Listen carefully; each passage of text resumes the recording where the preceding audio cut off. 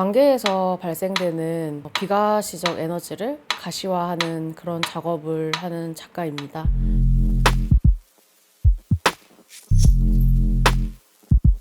인간과 인간, 아니면 인간과 사물, 인간과 자연 등등 그 속에서 힘에 대한 간극에서 발생하는 균열되는 에너지라든지 그런 에너지들을 포착해서 가시화하는 작업을 하고 있는데요.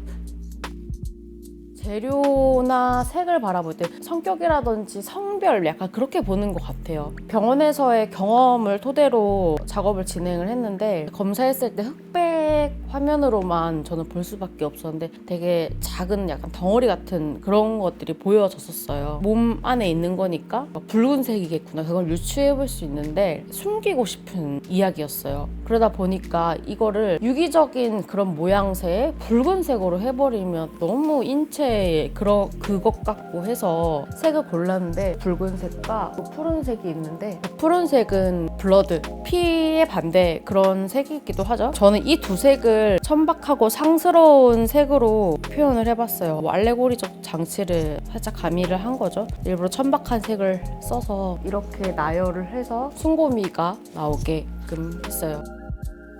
그리고 힘과 힘의 차이에서 발생하는 어떠한 간극, 그러면 강자와 약자가 생기겠죠? 그런 것들을 가시화하는 작업을 주로 했는데요. 제가 에너지를 길 가다가 이렇게 포착 이렇게 하는 게 아니고 다 제 경험에서 발생하는 그런 내용들을 주로 작업을 하는데, 저는 작업에 주로 알레고리적 장치를 많이 써요. 표면적 의미와 숨은 의미가 내재되어 있는 그런 작업을 많이 하는데, 제가 과거의 경험들이 약간의 트라우마를 줄 수 있는 그런 경험이었어요. 짧게 키워드로 말씀을 드리면 공포 아니면 죽음, 애도 그런 키워드가 내재되어 있는 경험이었는데, 그리고 병원에서의 수술도 있었고요. 말하기는 정말 싫은 거예요. 근데 또 작업은 하고 싶고, 이 양가적인 감정이 되게 충돌되면서 이거 어떻게 해야 될까, 그래서 이제 알레고리적인 장치를 써서 꽁꽁 숨긴 거고, 수수께끼 같은 그런 회화 작품인 거죠. 당시에 이제 발생했던 다양한 에너지들이 있었어요. 그 에너지 자체로만 이제 기억을 하고 간직을 하고 있었는데 멈췄으면 좋겠다, 그만, 이게 가장 컸었거든요. 그리고 뭔가를 기원하듯이 무언가를 애도하는 것도 컸었고,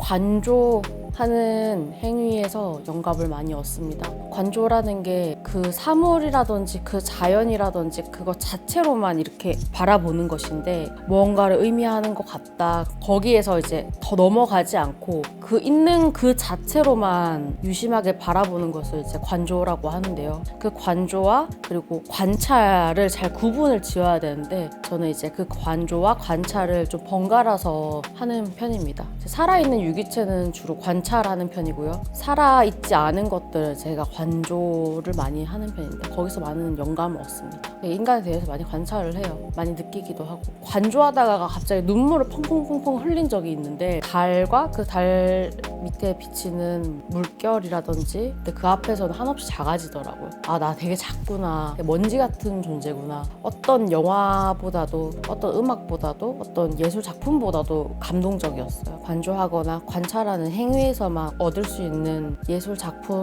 그런 것보다 좀 더 초월적인 감동인 것 같아요. 그래서 자연은 참 위대하구나. 기원하고 염원하고 그런 행위에서 주술적인 행위를 많이 빌려서 반복 행위를 진행을 하는 것 같아요. 예를 들면 뭔가를 계속 싸는 행위, 붓터치를 계속 쓸어내는 행위, 지장으로 배경을 계속 찍어내서 그런 작업도 했었고요. 반복 행위를 통해서 그 해방감이라고 할까요? 해소라고 할까요? 약간의 카타르시스를 느꼈던 것 같아요. 제가 어떠한 대상을 두고 반복 행위를 쭉 하다 보니까 대상에 이입을 하게 돼요. 제 3자가 돼서 그 대상이 되어보기도 하고, 시점이 계속 바뀌거든요. 그렇게 반복을 계속 하게 되면 어느 순간 주인공도 아니고 3자도 아니고 달에서 지구로 내려다보듯이 이렇게 둥 떠서 이렇게 보는 그런 시점이 오게 되더라고요. 또 다른 약간 차원에 대해서 많이 상상을 할 수 있었던 것 같아요. 구도자가 수련하는 것과 상당히 유사하거든요. 사실은 미술 작업을 한다는 것 또한 저는 종교적인 의미랑 좀 유사하다고 보는 입장이어서, 자아가 사라진다라는 게 맞는 것 같아요. 무아, 그러니까 나는 사라지고 있는 것들을 그냥 그대로만 바라보게 되면 세상이 정말 아름답게 보이고